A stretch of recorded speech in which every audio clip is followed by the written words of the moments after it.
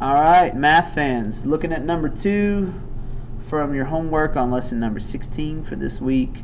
When a store had sold 2/5 of the shirts that were on display, they brought out another 30 from the stockroom.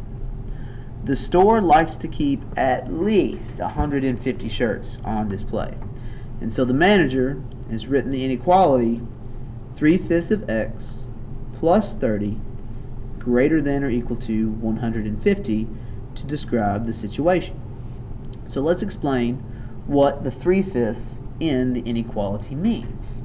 Well, first of all, we don't have a 3/5 in the story. The store had sold 2/5 of the shirts.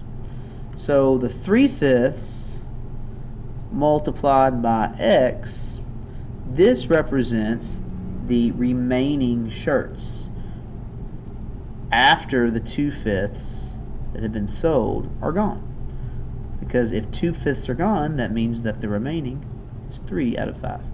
So this is the remaining shirts. X would have been, in this particular case, the number of shirts that were on display in the first place before they sold any. Okay? And so part A, we'll explain what the 3/5 means. We got that. B, let's do B over here. Let's solve this thing. So B wants us to solve the inequality 3/5 x plus 30 is greater or equal to 150. So the first thing we want to do is we want to knock out the 30, the extra shirts that were brought out.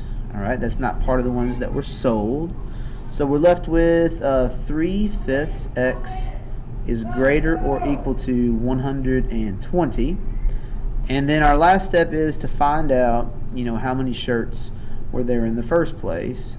And that can help us with solving the equation for the manager. So to get rid of a multiplication by 3/5, you got two options. You can divide both sides by 3/5, like such.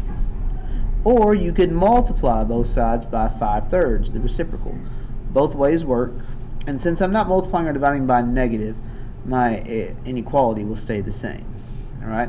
So x, the number of shirts that we started with and that we sold, before we brought extra ones out that were on display, is the result of 120 divided by 120 divided by 3/5.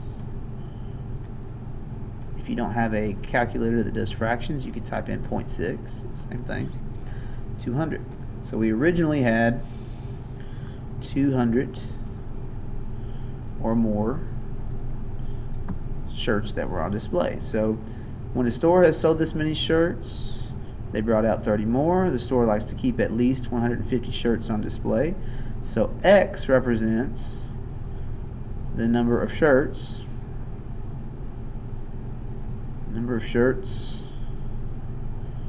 on display initially. If we're going to sell that many, then we need to keep 200 or more out before the day begins. So we need to have 200 or more if we want to keep 150 out on display throughout the day, if we're going to be adding 30 from the back room in these situations. So that is question number 2 from your homework.